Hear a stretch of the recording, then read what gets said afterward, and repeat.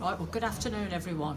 I'm really pleased to be here because there's some great speakers and I'm still learning the trade. But what I have to talk to you about is an absolutely appalling situation. I'm the coordinator for Birmingham WASPI, Women Against State Pension Injustice, otherwise known as the Great State Pension Robbery. At my age, I never expected to be standing in front of anyone giving a talk about injustice. What has happened is that in the guise of equality and longevity, my state pension has been raised twice. It means that 3.8 million women who expected to retire at 60 no longer do so. Many have been forced to continue work in an environment that is not friendly towards our age group. I am attending an over 50s course on how to get back into the workplace. I'm the oldest one there. But the tutor's on my side. She's a WASPI woman. We have been left high and dry. So what caused it? Well, in 1993, there was a case in Europe.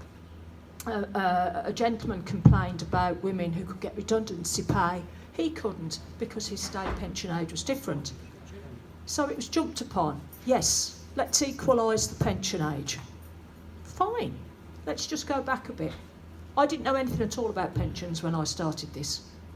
But basically the first pensions were given to Roman soldiers when they were too old to work, to fight. Then there was a gap of about 1600 years. And we come to 1909 and we get our first pension. And that was paid to men and women. And it was paid when they reached the age of 70. So about 1 in 4 of the population. And it carried on like that until 1925, when a contributions-based pension was brought into being. Then in 1940, it was decided because, by and large, women married men who were older than them. So it was a bit of a situation where if you've got your husband at 70 getting his pension and his wife is 65, they weren't doing very well because he had to support her for 5 years. So they decided that they would reduce the women's state pension age to 60 and introduced men's pension age at 65 in 1948, giving that 5-year gap, which meant that they would retire at roughly the same time. It was not women that asked for that unequalisation, if we call it that for today. So for years now it's gone on like that. I remember starting work at 16 thinking, I'll be retiring at 60.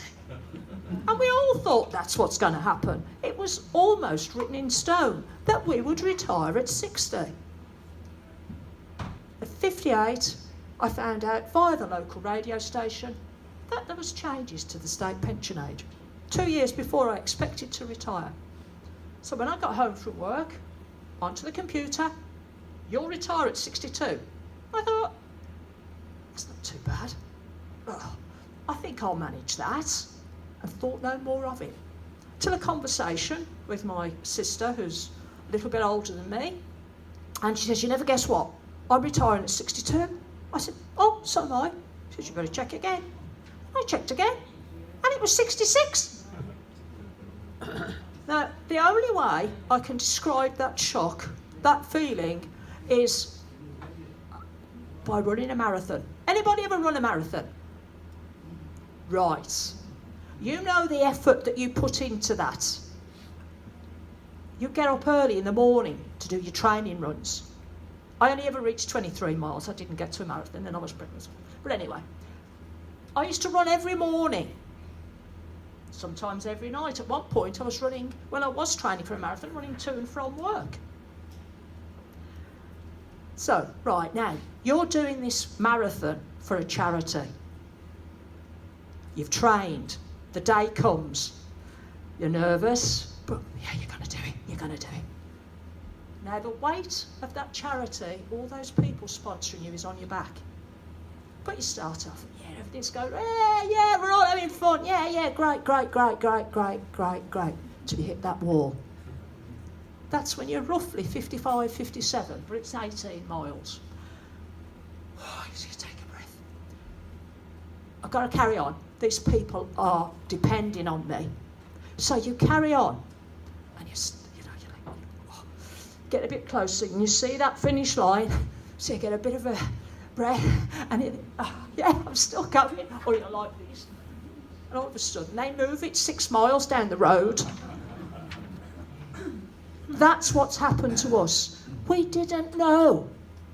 That is the crux of our injustice, if you like.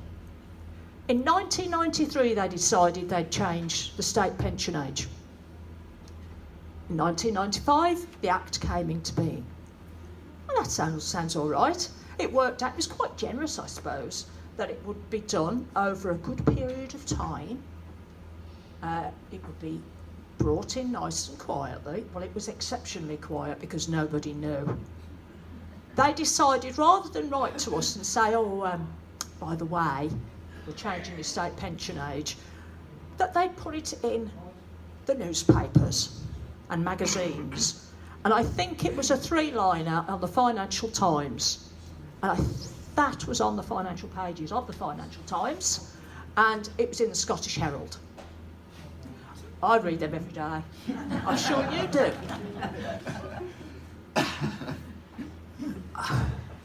I have a quote here from, if I can find it.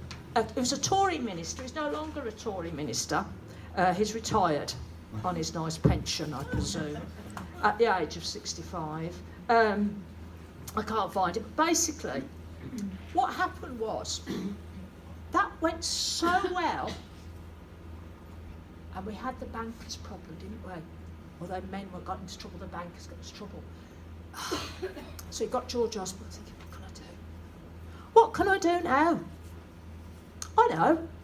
I'll raise the pension ages again, because there was no trouble that time. And it was the easiest £3 trillion I made. Look it up on YouTube. Laughing at the expense of people like me and my other colleagues over there. So in 2011, I forgot to tell you, they did start writing to us in 2009, a year before the pension ages were rising. And then they stopped in 2011 because they were going to rise it again. So letters started trickling out, giving women, on average, 2.3 years' notice. Often a lot less. So I never got a letter, by the way. Never got one. But they were getting these letters, and it said, yeah, happy to inform you will be retiring on, because 12 months have been added to your pension age.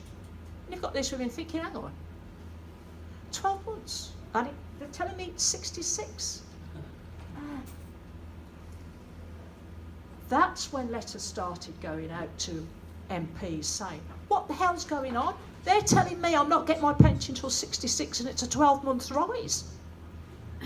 Because the government of the day decided that we already knew about the 1995 increase. And that's when things started. We started to get a bit rattled as these letters started coming. And it was Liam Byrne talking to this Conservative, I can't remember his name, in the House of Parliament saying, my mother has been affected by the state pension age rises. I'm having letters now from constituents. So this MP stands up, he says, well, it might be your family affected, but it's my wife. But we knew about it because we here in this building decided to change it, but we did not disseminate it. Basically, we did not tell anyone. WASPI started in 2015, 20 years after the first act. That shows how little information got out there. Women began to say, well, it's 5 women over social media talking about the changes. And WASPI has grown up, and there are other pensions groups also now fighting the injustice. I'll bring you up to date. I think the tide is changing. We've found it very difficult to get any publicity at all. It's been kept quiet. Everything is kept quiet. We have disturbed so many debates in Parliament, but how many have you heard about? What about the budget when they had to stop because we were making so much noise outside? Nothing gets into the press about WASPI. It's been kept quiet. But now, because on the 5th and the 6th of June, a judicial review is taking place, they're starting to get a bit frightened. And now they're putting us at war with the youngsters. They are trying to build an intergenerational war. And this is what's hitting the press now. These old women want the youngsters to pay for their pensions. Who do they think they are? Well, if they knew anything about the national insurance system, that's the way it's always been. It's a pay-as-you-go system. I paid in for my mum's pension. No problem about that. That's the way it works. What they haven't told you is not only was there, or is there, the great state pension robbery, we have the rape of the National Insurance Fund, as it's being called. And this was first brought to light by a member of the National Pensioners Convention. Basically, when the National Insurance Fund was introduced, you paid in, your employer paid in, and the government paid in. They paid a percentage. That's how it's worked. But they decided in 1981, we're fed up paying, so we'll just pay when we have to, when the fund's a bit low. And that's how it's continued, and in fact I don't think they've contributed since 1998. And they're telling us that's why they can't afford to pay us, because there's not enough money in the fund. They haven't contributed, they never stuck to their bargain. They set up the National Insurance Fund. Right, back to the judicial review.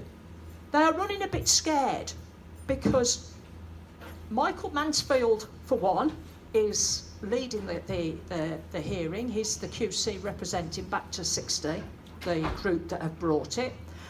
He's using evidence from CEDAW, and that's about it's an agreement that Margaret Thatcher signed in 1979 to make sure that women were never discriminated against. Professor Alston of the United Nations Special Rapporteur found that we had been discriminated, and in his report a large paragraph of what had happened to us and what had been done to us, which he felt was totally unjust. So, that judicial review may change an awful lot. It'll probably take forever to go through because they'll appeal and what have you. But it does mean that those of us who have complained to the DWP about not being told or not given sufficient time to make any adjustments, because if you find out at 59 you're not retiring at 60 and you've already taken early retirement because your mother needs you to look after her, and you thought, well, yeah, I'll take early retirement, I can help my mum, I'm going to get my pension at 60. And then I've been told I've got to shut up. And then you're told you can't. Anyway, there's loads more about WASPI, and 10 minutes is a bit short. There's a group of us here that will be around the stall. Come to us. There are some things I'd like you to take away and do on our behalf, because we need to get it out there still.